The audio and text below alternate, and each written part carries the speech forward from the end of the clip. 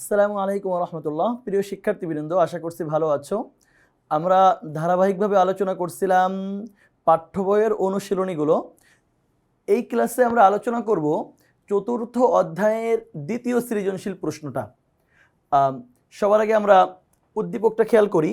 দেখো, এখানে লেখা আছে, রাশেদ তার বন্ধু শাহেদের কাছে স্কুলের বেতন ও সেশন চার্জের ৩,০০০ টাকা রেখে বলল, আগামীকাল তোমার থেকে ফেরত নিয়ে ব্যাংকে জমা দেব।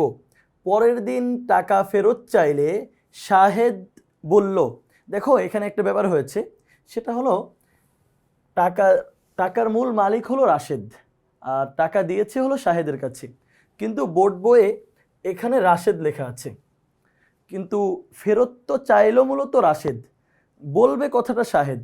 বোর্ড বইয়ে এখানে মূলত ভুল লেখা আছে, এজন্য আমরা সংশোধন করে দিয়েছি। এখানে লিখে দিয়েছি যে এখানে বোর্ড বইয়ে রাশেদ লেখা আছে কিন্তু শাহেদ হবে, আমরা সংশোধন করে দিয়েছি। তুমি বোর্ড বই দেখলে বুঝতে পারবা। শাহেদ বলল, ওই দিনই তোমাকে টাকা ফেরত দিয়েছি। রাশেদ শাহেদের এ কথায় বিস্মিত ও ক্ষুব্ধ হলো। এ ঘটনা রাশেদের অনুপস্থিতিতে সে অপর বন্ধুদেরকে জানায়। একজন টাকা নিয়ে বলল যে গতকাল দিয়ে দিচ্ছি, সে আমানতের খেয়ানত করলো। দ্বিতীয়জন তার অনুপস্থিতিতে অন্যদেরকে বলে গীবত করলো। এখন আমাদের সামনে 4টা প্রশ্ন আছে। প্রথম প্রশ্ন, যেটা ক শিরোনামে দেওয়া আছে, আমানত কি? খ শিরোনামে দেওয়া আছে, মানব সেবাকারীদের শ্রেষ্ঠ বলার কারণটি ব্যাখ্যা করো। মানে যারা মানুষের সেবা করে তাদেরকে শ্রেষ্ঠ বলা হয়েছে, কোন কারণে শ্রেষ্ঠ বলা হয়েছে ব্যাখ্যা করো। গ নম্বরে বলা হয়েছে, শাহেদের কাজের মাধ্যমে কি প্রকাশ পেয়েছে ব্যাখ্যা করো। শাহেদ যে টাকা ফেরত নিয়ে আর দিল না, বলল গতকালকে দিয়ে দিচ্ছি, তার কাজের মাধ্যমে কি প্রকাশ পেয়েছে। সর্বশেষ প্রশ্ন হলো, রাশেদের কার্যক্রম সংশ্লিষ্ট বিষয়ের আলোকে বিশ্লেষণ করো। আচ্ছা, এখন আমরা একটা একটা করে উত্তর দিচ্ছি। ক নম্বর প্রশ্ন ছিল আমানত কি? কারো কাছে কোনো অর্থ সম্পদ কথা গচ্ছিত রাখাই হলো আমানত। কারো কাছে কোনো অর্থ সম্পদ, টাকা পয়সা, এমনকি কথা পর্যন্ত গচ্ছিত রাখা, যে আমি কাউকে কোনো কথা বললাম যে এটা তুমি কাউকে বলো না, এটা হলো আমানত। মানব সেবাকারীদেরকে শ্রেষ্ঠ বলার কারণটি ব্যাখ্যা করো, খ নম্বর প্রশ্ন। আমরা বলছি সৃষ্টির সেরা জীব মানুষ, মানুষের সেবা করলে আল্লাহ তাআলা সন্তুষ্ট হন, তাই মানব সেবাকারীদেরকে শ্রেষ্ঠ বলা হয়েছে। মানব সেবা বলতে মানুষের উপকার করা, সাহায্য সহযোগিতা করা এবং তাদের দুঃখ কষ্টে পাশে দাঁড়ানোকে বোঝায়। এটি একটি মহৎ গুণ এবং একজন মানুষের উন্নত চরিত্রের পরিচায়ক। মানব সেবাকারী ব্যক্তি সমাজে বিশেষ মর্যাদার অধিকারী হন, আল্লাহ তাআলার নিকটও প্রিয় হয়ে ওঠেন। হাদিসে বলা হয়েছে, বান্দা যতক্ষণ তার ভাইয়ের সাহায্যরত থাকে, আল্লাহ ততক্ষণ তাকে সাহায্য করতে থাকেন। বান্দা যতক্ষণ তার ভাইকে সাহায্য করতে থাকে, সহযোগিতা করতে থাকে, আল্লাহ তাকে সাহায্য করেন। আমাদের প্রিয় নবী সাল্লাল্লাহু আলাইহি ওয়াসাল্লাম মুসলিম অমুসলিম নির্বিশেষে সকল মানুষের সেবা করে মানব সেবার উজ্জ্বল দৃষ্টান্ত স্থাপন করেছেন। তাই মানব সেবাকারীদেরকে ইসলামে অত্যন্ত গুরুত্ব দেওয়া হয়েছে, মানব সেবাকারীদেরকে শ্রেষ্ঠ বলা হয়েছে। আমাদের প্রশ্ন করা হয়েছিল, মানব সেবাকারীকে শ্রেষ্ঠ বলার কারণ কি? মানে মানব সেবাকারীদেরকে শ্রেষ্ঠ বলা হয়েছে, কেন বলা হয়েছে? আমরা বলছি যে সৃষ্টির সেরা জীব হলো মানুষ, আর মানুষের দায়িত্ব হলো আরেকজনের সাহায্য করা, সহযোগিতা করা। আল্লাহ রাব্বুল আলামিন সম্পর্কে রাসূলুল্লাহ সাল্লাল্লাহু আলাইহি ওয়াসাল্লাম বলেছেন, বান্দা যতক্ষণ পর্যন্ত তার ভাইকে সাহায্য সহযোগিতা করতে থাকে, আল্লাহ তাকে সাহায্য করেন। তাছাড়া রাসূলুল্লাহ সাল্লাল্লাহু আলাইহি ওয়াসাল্লামও মানুষের সেবা করেছেন, এই জন্য মানব সেবাকে শ্রেষ্ঠ বলা হয়েছে। গ নম্বর প্রশ্ন হলো, শাহেদের কাজের মাধ্যমে কি প্রকাশ পেয়েছে? যে টাকা নিল, টাকা তার কাছে জমা রাখলো রাশেদ, সে জমা নিল, এর পরের দিন রাশেদ চাইলে সে বলল, তোমাকে টাকা গতকালকেই দিয়ে দিয়েছি, এর মাধ্যমে কি প্রকাশ পেয়েছে? আমরা বলছি রাশেদের কাজের মাধ্যমে আমানতের খেয়ানত প্রকাশ পেয়েছে। কারো কাছে কোনো অর্থ সম্পদ কথা গচ্ছিত রাখাকে আমানত বলে। আমানতের মাল নষ্ট করা, তার মালিককে ফেরত দিতে অস্বীকার করাকে বলা হয় খেয়ানত। খেয়ানত একটি গর্হিত কাজ, যার মধ্যে আমানতদারিতা নেই, তার ঈমান থাকে না। উদ্দীপকে শাহেদের মধ্যেও এটি লক্ষ্য করা যায়।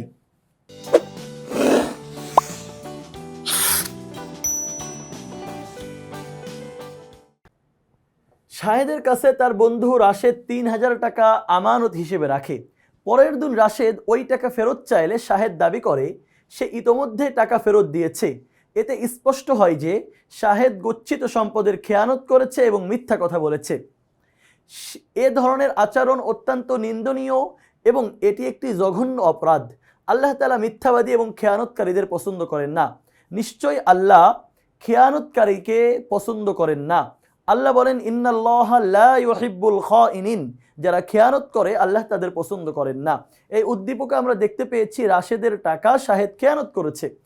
রাসূলুল্লাহ সাল্লাল্লাহু আলাইহি ওয়াসাল্লাম মিথ্যা বলা এবং খেয়ানত করাকে মুনাফিকের বৈশিষ্ট্য হিসেবে অভিহিত করেছেন।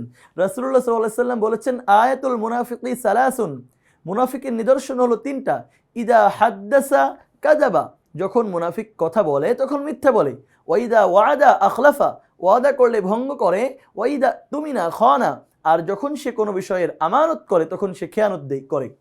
রাসূল সাল্লাল্লাহু আলাইহি ওয়াসাল্লাম বলেছেন, মিথ্যা বলা, খেয়ানত করা, এই দুইটা মুনাফিকের বৈশিষ্ট্য।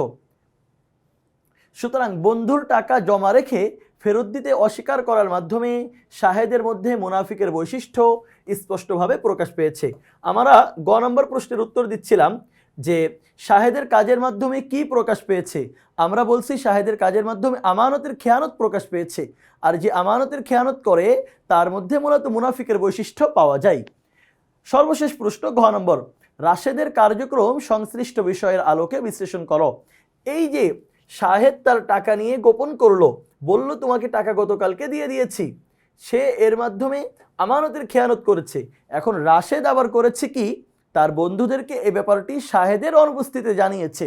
আমরা বলছি রাশেদ যে তার বন্ধুদেরকে শাহেদের অনুপস্থিতিতে জানালো, তার দোষের কথা বলল, রাশেদের কার্যক্রম গিবতের অন্তর্ভুক্ত, যা ইসলামী নীতিতে সম্পূর্ণ হারাম।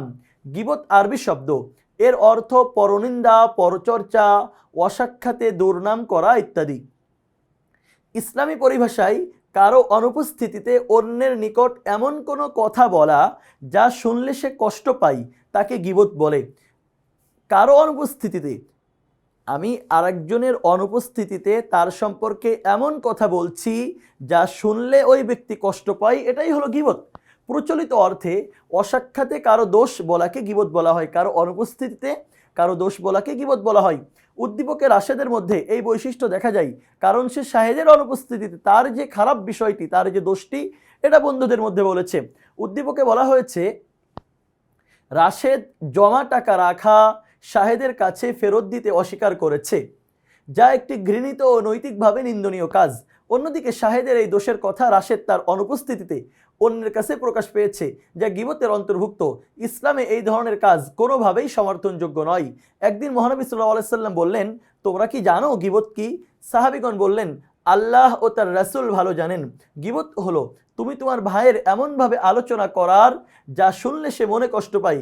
রাসূলুল্লাহ সাল্লাল্লাহু আলাইহি সাল্লামকে বলা হলো যে আমি যা বলবো তা যদি আমার ভাইয়ের মধ্যে পাওয়া যায় সেক্ষেত্রেও কি তা সে গীবত হবে?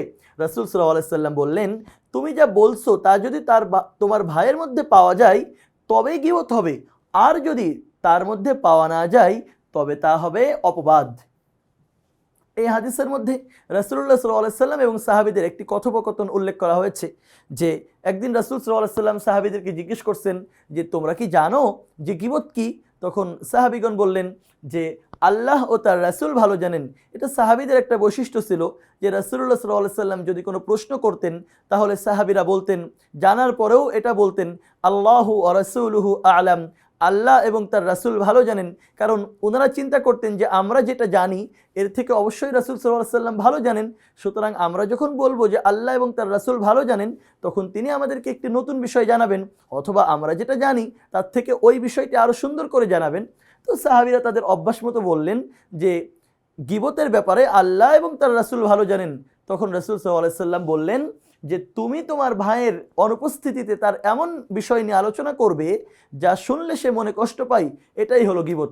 সাহাবীগণ আশ্চর্য হলেন, বললেন, হে আল্লাহর রাসূল, আমরা যে বিষয় নিয়ে আলোচনা করছি, আমরা আমাদের অনুপস্থিত ভাই সম্পর্কে, অনুপস্থিত বোন সম্পর্কে যে কথা বলছি, ওই দোষ যদি ওই ভাইয়ের মধ্যে বা ওই বোনের মধ্যে থাকে তবে কি গীবত হবে? রাসূলুল্লাহ সাল্লাল্লাহু আলাইহি সাল্লাম বললেন যে তোমরা যা বলছো তা যদি ওই ভাইয়ের মধ্যে ওই বোনের মধ্যে থাকে তাহলেই গীবত হবে, আর যদি না থাকে তাহলে এটা হবে বুহতান, অপবাদ। তার মধ্যে নাই, এরপরে তুমি বলছো, মানে তুমি যার সম্পর্কে আলোচনা করছো সে যদি ওই দোষ করে থাকে তাহলে তার অনুপস্থিতিতে ওইটা নিয়ে আলোচনা করা হলো গীবত। আর যদি সে ওই দোষ না করে তারপরেও তুমি বলছো তাহলে এটা হবে তার নামে একটা অপবাদ দেওয়া, যা গীবতের থেকে আরো মারাত্মক। উপরের আলোচনা থেকে বলা যায় রাশেদের কার্যক্রম গীবতের অন্তর্ভুক্ত, কারণ সে শাহেদের অনুপস্থিতিতে শাহেদ যা করেছে এটা নিয়ে আলোচনা করেছে। ইসলামে গীবতকে অত্যন্ত ঘৃণিত কাজ হিসেবে বিবেচনা করা হয়েছে। পবিত্র কোরআনে গীবত করাকে নিজের মৃত ভাইয়ের গোশত খাওয়ার সঙ্গে তুলনা করা হয়েছে।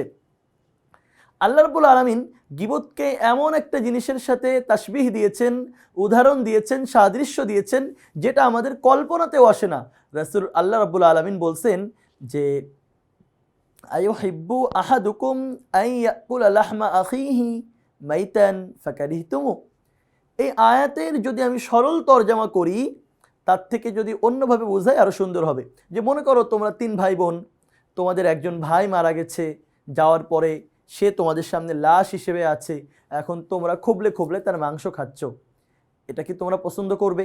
আল্লাহ জিজ্ঞেস করছেন যে এটা কি তোমরা পছন্দ করবে? আইয়ুহিব্বু আহাদুকুম, তোমাদের কেউ কি এটা ভালোবাসবে?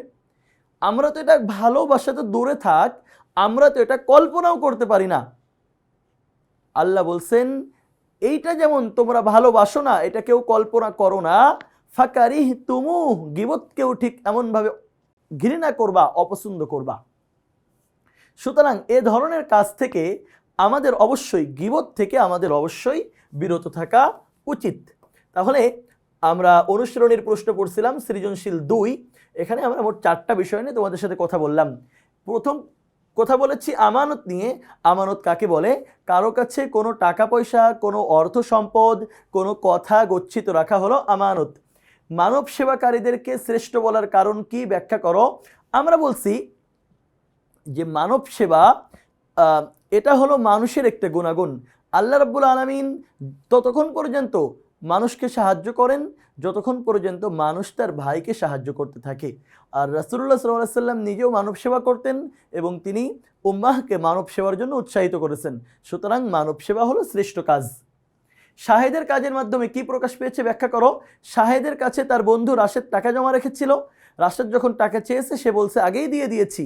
তার কাজের মাধ্যমে আমানতের খেয়ানত প্রকাশ পেয়েছে, আর আমানতের খেয়ানত হলো মুনাফিকের বৈশিষ্ট্য। সুতরাং শাহেদের মধ্যে খেয়ানত পাওয়া গেছে, শাহেদের মধ্যে মুনাফিকের একটা বৈশিষ্ট্য পাওয়া গেছে। ঘ নম্বর প্রশ্ন ছিল রাশেদের কার্যক্রম সংশ্লিষ্ট বিষয়ের আলোকে বিশ্লেষণ করো। রাশেদ এখন করেছে কি, তার বন্ধু সম্পর্কে তার অনুপস্থিতিতে সবাইকে বলে বেরিয়েছে শাহেদ এমন কাজ করেছে, এটা গীবতের অন্তর্ভুক্ত। সুতরাং যদি তোমাদেরকে আমানত নিয়ে প্রশ্ন করা হয় মানব সেবা কেন শ্রেষ্ঠ এটা নিয়ে যদি জানতে চাওয়া হয় আমানতের খেয়ানত সম্পর্কে এবং গীবত সম্পর্কে, আশা করি তোমরা তার সঠিক উত্তর দিতে পারবে। তোমাদের জন্য শুভকামনা জানিয়ে আজ বিদায় নিচ্ছি। পরবর্তী ক্লাসে দেখা হবে, সেই ক্লাস দেখার আমন্ত্রণ জানাচ্ছি। আল্লাহ হাফেজ, আসসালামু আলাইকুম ওয়া রাহমাতুল্লাহ।